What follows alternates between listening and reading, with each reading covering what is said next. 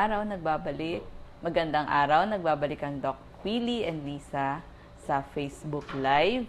Ang pangalawang parte naman ng ating i-discuss o topic ngayong araw na ito ay tungkol sa masustansyang itlog at saging. Kaya ito yung napili ko dun sa mga nagpapapayat o gustong magbawas ng timbang, pwede niyong kainin ito bilang merienda.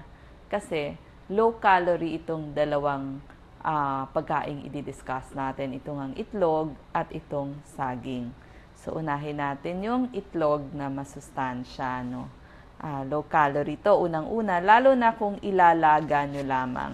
So, ilaga na lang natin kasi pag iniluto natin sa mantika, doon mag-a-add ng calories. At ang maganda dito sa itlog, marami itong protina, vitamin B12, vitamin D, vitamin B, at folate. Medyo may cholesterol nga lang, pero dun sa mga tao na matataas ang cholesterol, pwede naman 1 egg a day. Huwag naman dadagdagan ng more than 1 egg. Pero kung hindi nyo naman problema ang cholesterol, bagay sa inyo ang itlog. Oo. Kung kayo naman po yun nga, may sakit din sa puso, kailangan mga 1 egg a day or 3 eggs in a week.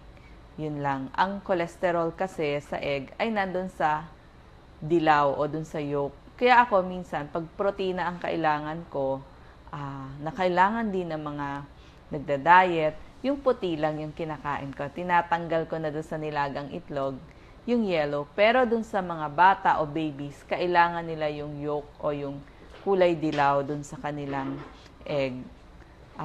So, yan yung unang pagkain natin na pwede natin kainin sa merienda kapag tayo ay nagda-diet o kaya sa umaga.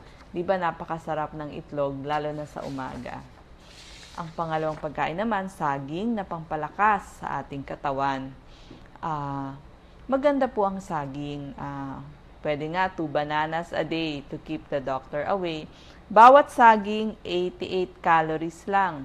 Pero sagana sa vitamin A, vitamin B, vitamin C, may konting calcium, may iron, may phosphorus, pero mayaman sa potassium at source ng carbohydrate at protina. So, daming benepisyo ng saging. Sabi nga natin, para sa tiyan, sa puso, dahil dun sa potassium niya. Para na itong multivitamin, kasi sinabi ko lahat ng vitamins, A, B, C, calcium, iron, potassium. Maganda sa colon, dahil dun sa fiber. Pag nag-exercise kayo, kailangan nyong magsaging dahil dun sa potassium. Dun sa mga na-stress at gustong mag-relax, nakakatulong ito, nakakawala ng depression o tension. Mabilis ibaon, so pangbaon talaga. Yun yung sa mga diabetiko, isang saging a day, pwede naman. So, yan ang ating featured food ngayon. Itlog at saging. Yes. Oo. Kanina, nabanggit din natin yung hilo. Kayo ba ay nahilo na o nagkaroon ng benign positional vertigo? Ito yung BPV kung tawagin. Yung pagising nyo sa umaga, pagdilat ng inyong mata, parang umikot yung kwarto. So, parang umiikot yung mga pader ng inyong kwarto. Ang dahilan nito, merong parang otolith na tinatawag dun sa loob ng ating tenga kasi ang ating balance ay nandun sa tenga. So, medyo naalog yung ulo natin, kaya nga wag biglang baling, wag biglang tayo, kasi baka magka-vertigo kayo. Ngayon, kung nangyari na ang vertigo, ano yung mga tips natin na pwede ninyong gawin? Nangyari na po ito sa akin. Unang-una, huwag igalaw ang ulo. Mas maganda, pirmi lang ang ulo kasi mas ginagalaw nyo, mas mahihilo kayo. Umupo kayo sa isang sofa, humarap kayo sa TV, tapos manood kayo ng TV buong maghapon. Mas gusto kasi ng vertigo yun nakatitig lang kayo or nakafocus sa isang lugar. Pangalawa, huwag kayong hihiga. Pag humiga kayo, mapapansin nyo, mas lalo kayong nahilo. So gusto niya upright lang o nakaupo. Tapos focus nga ang mata. mapapansin nyo, medyo nagsusuka din kayo, kaya dahan-dahan sa paglakad, baka matumba din kayo. Pwede kayong uminom ng mga gamot, katulad ng beta-histine, 8 milligrams, isang tableta, umaga, tanghali, gabi, or every 8 hours. Ang mga brand name yan, kung naririnig nyo sa kapitbahay ninyo, Circ or Exigo. Yan. Inumin nyo ng mga 1 week or 2 weeks hanggat mawala na. Kasi hindi nawawala ang vertigo ng 1 day lang. Minsan 2 to 3 days or a week, unti-unti siyang mababawasan. So, maganda beta-histine tayo for the week. Sa mga magsusuka naman o parang masama ang pakiramdam, di makakain, pwede tayong uminom ng ORS o yung oral rehydrating solution kasi hindi naman pwede wala tayong kinain or ininom sa buong maghapon. Pero unti-unti lang yung pagsip o pagkain ng ORS. Huwag bibiglain kasi susuka kayo ng marami. Huwag tutungo, yun nga, huwag kaliwat kanan ng ang tingin, focus lang sa harapan lang ng TV. At kung gabi na, syempre kailangan nyo namang matulog, itaas nyo yung unan nyo hanggang 3 unan. So, pwede. Kasi pag mababa, dun kayo nahihilo. So, medyo mataas ang unan kapag merong vertigo. So, sana kung nangyari sa inyo ito, alam nyo na ang gagawin nyo. So, si Doc Willie naman. Okay. Thank you very much. Maraming salamat kay Doc Lisa sa magandang mga tips. Salamat, Doc Lisa. Ayusin ko na itong mga tips para sa kanila. Gina, dito tayo. Ikaw muna ang partner ko. Ito ka. Tapos, pag-usapan natin ngayon po, favorite niyong topic to, congenital heart disease, lahat ng klaseng sakit sa puso. Maraming klaseng sakit sa puso, iba't ibang klase. Congenital heart disease, rheumatic heart disease, at iba pa. So, ito pag-uusapan natin about ang congenital heart disease po, very common to. Sa Pilipinas, ano ba to? May depekto dun sa puso kasi nagkakaroon ng butas sa puso dahil dito abnormal yung paglaki ng bata. Maraming klase. Pag bagong panganak yung baby, Doc Lisa, kita ka. Okay. Kita mo, busy. Busy siya masyado. May gagawin. Kung seryoso yung butas sa puso, papakita ko yung butas sa puso. Para makakita nyo, ready tayo sa props. Yan. Ito yung mga butas sa puso. Yan. Kita nyo, may butas siya. Atrial septal defect. May butas dito sa taas. Yan, may butas. Dumadaan yung dugo. Dapat walang butas yan, makikita mo yan sa baby ninyo. Kaya yung mga nanay, tuturuan ko kayo ng tips para hindi magkaroon ng bata na may butas sa puso. Ano gagawin ng mga buntis? Tuturo natin. Ito naman, ventricular septal defect, ang butas sa baba. Mas maingay itong isa. Mas maingay. Pati sintomas, papakita ko. Ito naman, pangatlong butas, PDA. Patent ductus arteriosus. Ito, mula sa aorta, pulmonary artery. Dikit siya. Kawawa yung batang may ganitong sakit At napakamahal ng gasto sa atin. Yan ang mga sari-saring. Ito lang yung mga common na congenital disease. Bibigay ko ngayon na sintomas, Pag ang butas sa puso ng bata, very serious, malaking butas. Ang maririnig ng doktor, may murmur. May murmur. Yung iba naman may murmur, bagong panganak, okay lang Pero kung masyadong maingay, unang-una yung bata, hindi na siya ma-pink. Dapat pink kung ang kulay niya medyo may pagka-blue, may pagka-asul, sabi nagkukulang yung dugo, naghahalo yung dugo Tapos, hinihingal yung baby. Tapos, kung nagmamanas, ayun talaga, hindi magandang sintomas. Ayaw kumain yung sanggol. At hindi tumataba. Yan ang mga sintomas ng seryosong congenital heart disease. Talagang kailangan operahan agad yan. Kailangan makita yan agad ng doktor. Pangalawa naman, merong mga congenital heart disease na konti lang ang butas. Maliit lang ang butas. Itong mga batang to, umaabot sila ng mga 9 years old, 10 years old, doon lang lalabas ang sintomas. Katulad ng Pag naglalaro yung anak nyo, 9, 10, hinihingal, malakas ang kabog ng dibdib ng bata. Yung iba naglalaro, siya hindi naglalaro. Minsan yung baga may tubig, pwede rin yon. Minsan nagmamanas yung paa, pwede rin yon. Ngayon, tuturuan ko kayo, ang puso ng baby, 'di ba, 9 months na po-form ang bata, 'di ba? Pero day 22 pa lang, kunyari nag-meet na yung sperm, yung egg, 'di ba? Nagkaroon na ng maliit na fetus doon. At day 22, meron ng puso. At meron ng puso, iba pa itsura niya at tumitibok-tibok na yan. 22 days pa lang. So, hindi ka niregla, hindi mo alam, nagbuntis ka na. Day 22, tumitibok na yung puso na parang tube pa lang yun ng baby. Pagdating ng day 28, 1 month na buntis ka, doon na-form yung mga chambers ng puso. Ngayon, sa day 28 pa lang, ito napakahalaga sa mga buntis, kung merong congenital heart disease, doon na masisira. Doon mag-uumpisa masisira ang puso ni baby. Sa 1 month pa lang, wala ka pang kamalay-malay. 'Di ba? Kaya yung mga gusto magbuntis, mag-iingat talaga tayo. Anong cause ng pagkasira ng puso ni baby? Unang-una, tigdas.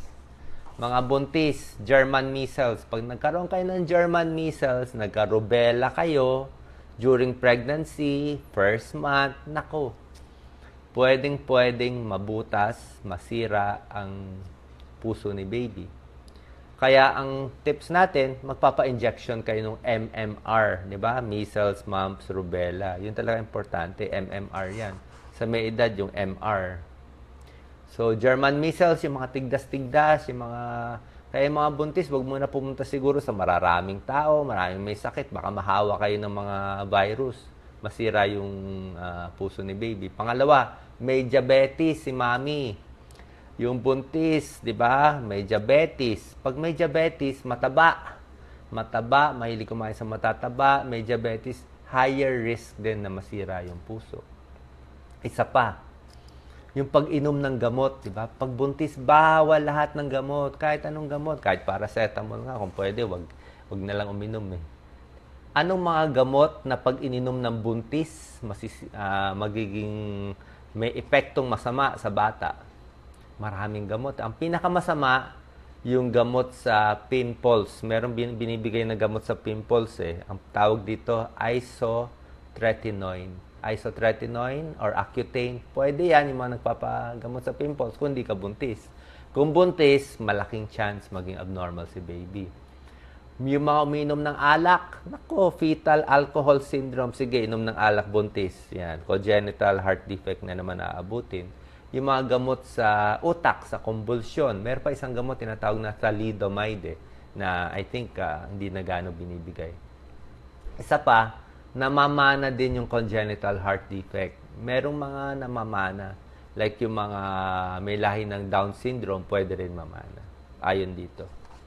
So, ang long-term tips natin sa mga buntis para hindi magkaroon ng congenital heart defect, magpabakuna sa German measles, okay, rubella vaccine, bantayan ang inyong diabetes, ha? Bantayan ng diabetes, yung mga sakit nyo, ayusin, iwas sa mga alak, sigarilyo, at pintura. Yung mahilig magpintura, maglinis, kung ano nung chemical na nakakaamoy, delikado po yun. Yung kung ano-ano mang iniinom niyong herbal, supplement, na anong gamot, pampapayat, wag muna lahat. Bawal yun. Bawal yun. Kawawa si baby. Kawawa si baby.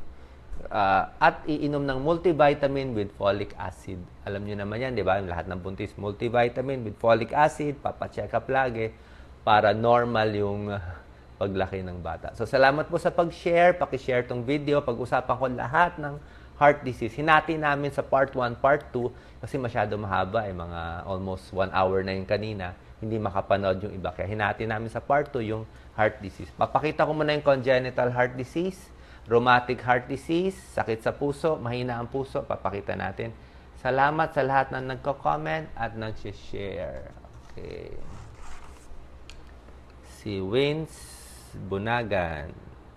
Maraming alam daw ako. Pinag-aaralan ko nga para sa inyo, di ba? Bukod sa inaaral ko na to, inaaral ko na rin po. Okay. Salamat. Hello, Gayan. Salamat sa mga nagkakakita na natin to, ha. Dami na tayong watchers ngayon eh. Iba hindi natin mga regular viewers dahil nga sana si-share nyo. Ito po yung 4 na very common na congenital heart disease. Ito pong mga FB Live natin, binibigay natin ng libre sa ating kababayan. Libre po to, itong information libre, makikita nyo itong FB Live natin. Wala tayong advertisement, wala tayong pinapakita. Lahat tulong lang po sa inyo. Kasi sa tingin ko, sa dami ng problema ng bayan natin, kailangan meron ng tutulong eh. Dami kasi talagang mahihirap. So ito yung unang-unang sakit, atrial septal defect. Yan. May butas sa puso dito sa atrial septum. Tumutunog yan. At dahil dito, nandito po kasi yung dugo na mapula, na may oxygen. Ito yung dugo na galing sa katawan na walang oxygen. Ito yung ma-blue, maitim na dugo, pulang dugo. Magkahiwala yan. Yung pulang dugo, healthy blood, daming oxygen, pupunta sa buong katawan. Kaya mapula tayo. Tapos, pag naubos na natin yung oxygen doon, pupunta dito sa may kanan, dito lalabas dito naman yung mga mas dark na dugo. Kulang sa oxygen. Okay lang yun kasi pupunta siya sa lungs eh. Pag pumunta siya sa lungs, lalagyan ng oxygen, okay na naman. Ang problema, pag may butas, yung maduming dugo, yung dugong walang oxygen, yung maitim na dugo, papasok dun sa malinis. Paano ba natin ma-explain? Parang naglalaba ka. Itong malinis na labahan mo, dapat yan ang susuotin. Yung maduming labahan, dapat nandito. Kaya ang problema, yung madumi, pumapasok dito. Kaya ang nangyayari, nangingitim yung tao. Nagiging mas blue siya. Yan, may butas. Kailangan isara to. Merong operation, merong minor operation. Dapat ito talaga pinaglalaban natin. Gusto natin maging libre itong mga operasyon sa puso kasi hindi kaya gastusan ng ating mga kababayan. Yan ang goal natin. Na maging libre itong operation or talagang covered ng ating gobyerno. Kasi kawawa. Around 4,000 na Pilipino naghihintay sa libreng operasyon pero hindi maoperahan. Nasa heart center sila. So ilang bilyon ang kailangan natin. Yan po pinaglalaban natin. Actually, kasama na natin yung mga grupo ng congenital heart disease. Ilang libo sila at nakikipag-usap na kami para makakuha tayo ng budget para sa kanila. Another butas is to ventricular septal defect. Ito. Yan. Kung maliit ang butas, okay lang eh. Minsan pala po, may good news. Kung sobrang liit ang butas, may good news, nagsasara. Yan. Thank God, praise the Lord, magsasara siya. Pero minsan hindi nagsasara eh. Pag hindi nagsasara, operahan. Kung malaki to, hindi maganda lumalaki ang puso. Okay? Patent ductus arteriosus, ito rin. Dapat nagsasara to pag nanganak. Pag pinanganak yung bata, pero iba hindi nagsasara. Tuloy-tuloy kaya balik-balik din yung dugo. Papakita ko sa inyo ang sintomas, ha? Ito, hinanda ko itong mga props natin. Symptoms natin. Okay, pakita ko muna. Symptoms ng ito. Merong congenital heart defect na hindi madila, hindi cyanotic. Sabihin, normal yung kulay ng bata. Normal yung kulay. So, mula sa left to right, medyo malalim na to eh. Yung malinis na dugo, papunta doon sa hindi malinis. Ibig sabihin nito, mas okay itong mga sakit na to. Mild to mild, mga mild. PDA, ASD, VSD. Pag mild lang yung butas, maliit lang, ito lang ang sintomas ni baby. Pagod, may heart murmur, may heart failure, humihina, at maliit yung bata. Ito yung mga sintomas. At may murmur. Kaya kung anak nyo may ganitong sakit, huwag papatagalin. Kasi kung papatagalin, kawawa si baby, hindi lalaki na maayos, at merong mga namamatay dito. Maikli ang buhay pag hindi pinapa-opera. Ha? Ito yung mga early stage. Early stage yan. Early stage to, cyanotic, okay pa to. Ngayon, meron naman tayong later stage na mas malalang stage. Pag malala na yung stage, ito na, cyanotic na. Ito yung malalang stage na malaki na talaga yung butas. Or, merong ibang sakit. Tetralogy of Fallot, TOF. or yung sinabi kong mga sakit kanina na lumala na. Minsan nagbabaligtad na yan eh. Nagbabaligtad na siya. Yung mga hindi napapagamot, hindi napapa-opera, ito na sintomas nila. Cyanotic blue na. Purple, kulay asul, ang kulay ng dugo, ng kamay. Nagka-clubbing yung kamay. Wala akong makapakitang clubbing eh. Pero yung clubbing, yung parang malaki yung kuko nila, parang plato na nakabalik. Clubbing eh. Cyanosis, squatting, nag-squat yung bata kasi nababago niya yung pressure sa puso, nagiginhawahan siya. Nagiginhawahan siya pa nag-squat siya, medyo nakakakuha siya ng oxygen sa pag-ikot ng puso niya. Kawawa naman. Syncope, nawawala ng malay. Ito yung mga symptoms ng congenital heart disease. Yan na, so pinakita ko na sa inyo. Tapos ang babantayan naman natin next. Anong gagawin ng mga may sakit sa puso? Ang dami kayong nakapila. Ano muna tayo? Dasal at hopefully matuloy yung plano natin para sa congenital heart disease. Lalapit tayo sa mga government agencies. Kailangan natin ilang 100 millions para ma-save. One baby to save siguro mga 150,000 or 200,000. Save one life. Kaya na. Sa ngayon wala eh. Hindi pa siya covered. Hindi pa siya covered ng PhilHealth, wala pa nagbibigay. At malaking amount kasi, kaya paglalaban natin sila. So tuloy-tuloy lang, tiyaga lang sa pagpila nyo sa hospital, hanap sa PCSO, guarantee letter, pero alam ko kulang lagi. Kulang. Maglalabas pa rin kayo ng mga 50, 100,000 eh, or more. Eh. Depende sa klase. Hayaan nyo, pipilit natin na paglaban yung mga buhay ng libo-libong may congenital heart defect na mga kabataan natin. Hindi kasi nababalita sa dyaryo. Kung nababalita sa dyaryo, okay. Kung pinag-usapan ng mga senador, congressman, okay sana. Wala eh. Ewan ko kung hindi nila alam yung issue, pero ang dami sumusulat, diba? Kayo po mag-comment. Alam niyo naman, meron kayong kamag-anak. May congenital heart, may rheumatic heart, ilang taon na nakapila sa heart center. Wala na. Yung iba, namatay na, kakapila. Ang dami nagko-comment, Doc, namatay na kamag-anak ko, kakapila. Pumila na 10 taon. Ng 15 years hanggang namatay na nakawawa eh. There's something wrong. May budget naman yung gobyerno eh. Tsaka kung alam lang ng mga lawmakers natin yung issue, I'm sure tutulungan nila yan. Hindi ganun kalaking pera. Next topic is rheumatic heart disease. Rheumatic heart disease. Ang rheumatic heart disease, iba naman to. Okay, rheumatic heart disease. Papakita natin. Rheumatic heart disease. Nag-umpisa to sa tonsils. Yung mga bata, nagkaka-tonsils. At dahil doon, pwedeng lumipat sa puso. Okay? Pwede lumipat sa puso. Paano to nag-umpisa? Nag-umpisa to, lagnat lang eh. Lagnat lang siya. Nagka-infection dito. Group A, streptococcal infection, tawag natin yan. At nasisira yung puso na pinakita ko to. Gina. Nasisira yung puso. Kasama ko si Gina. Tutulungan ako ni Gina. Hawakan niya. Okay. Rheumatic heart disease. So, ang unang symptoms nito, carditis.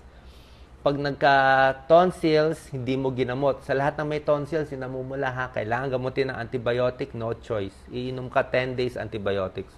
Hindi bawal, kailangan uminom kasi yung bacteria dito, pupunta sa puso. Kanina, in-explain ko yung sa ipin, pwede rin sa heart disease, sa ugat. Ngayon naman, pag tonsils, ang tinitira naman yung valvula.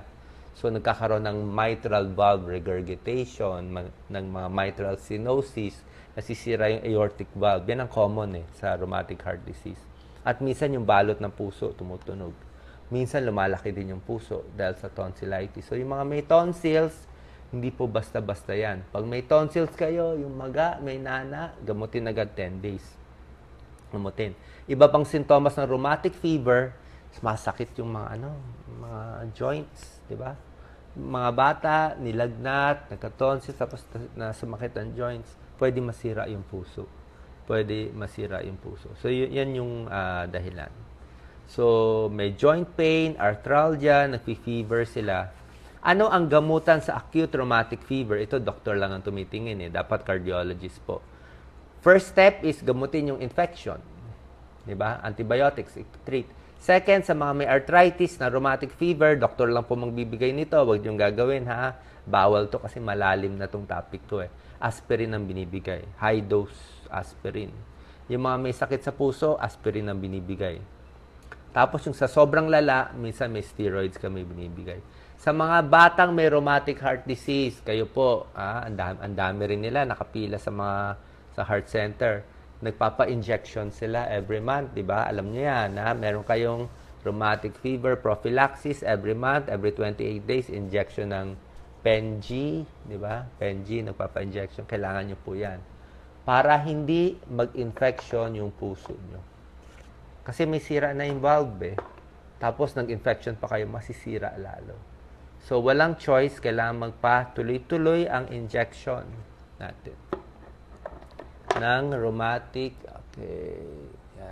ng rheumatic fever prophylaxis. Tuloy-tuloy, mga iba up to 30 years old, iba up to 40 years old. Yan din yung pinaglalaban ko dati.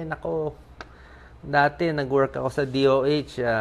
Kwento ko na lang sa inyo. Pinaglaban ko yan. Sinabi ko doon sa area, sabi ko may budget kayo. Ilibre natin yung PenG injection sa kababayan natin. Ilibre natin. May budget na mga iba tayo natin ilibre. Ang sagot sa akin ay hindi daw malilibre kasi hindi daw prevention. Kailangan daw prevention lang daw sila. Paano naging prevention lang ang DOH? Siyempre prevention, tsaka prevention naman to. I-inject mo siya para hindi siya magkasakit. Wala daw sa lista. Kailangan prevention lang. Kailangan mga salita lang, TV ads lang, yung gamutan hindi daw kasali. Dahil doon, hindi magawa.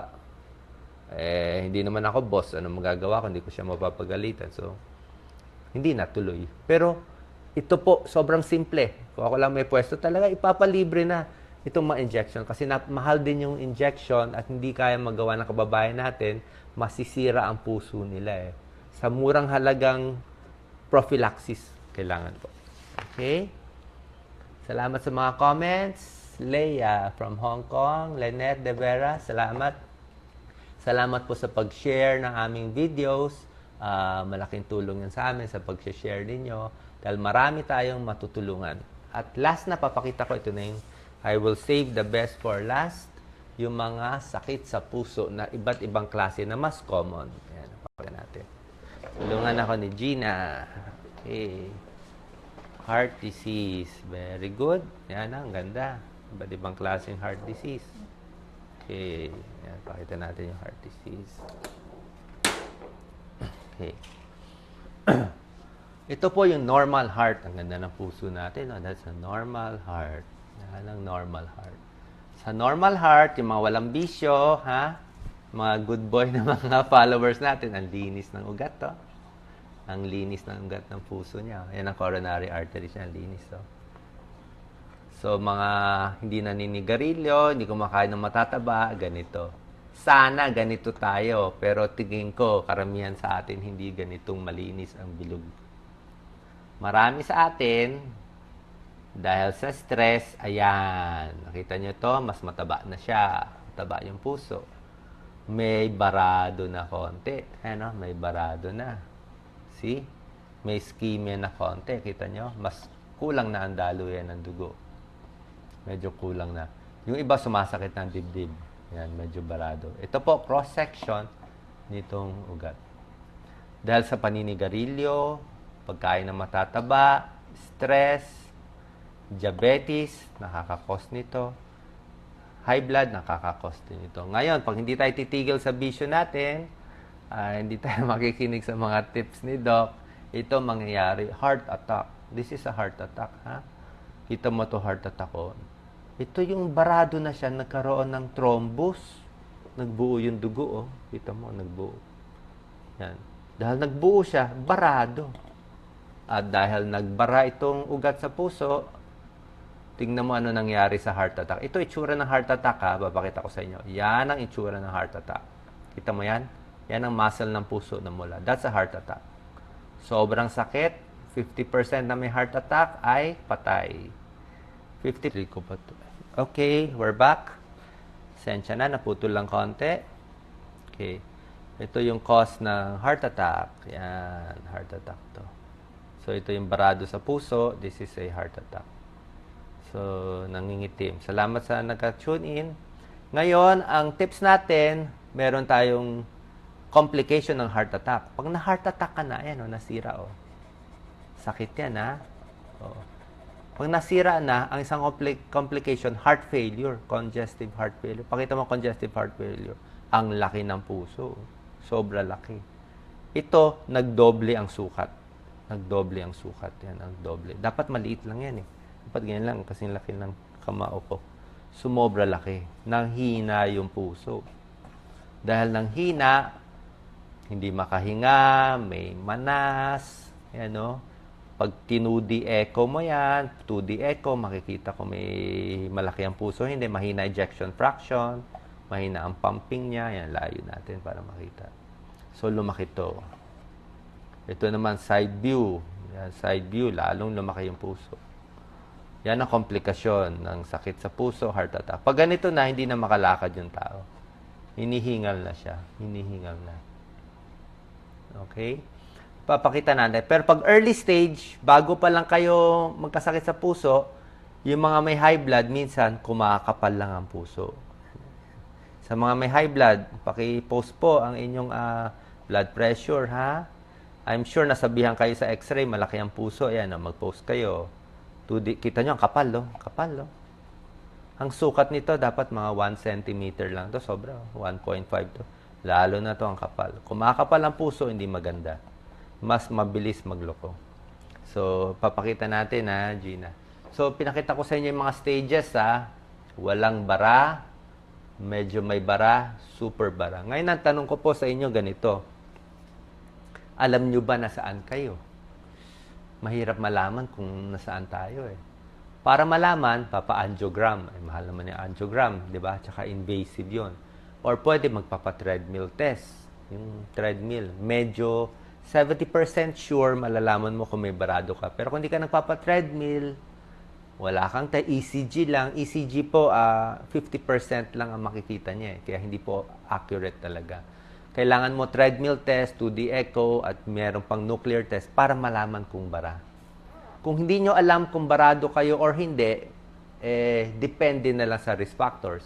Naninigarilyo ka ba? May diabetes ka ba? Mataba ka ba? May edad ka ba? Lalaki ka ba? Ito mga risk factors. Smoker ka ba? Puyat ka ba? Stress ka ba? Kung meron ka nito, posibleng nandito ka na.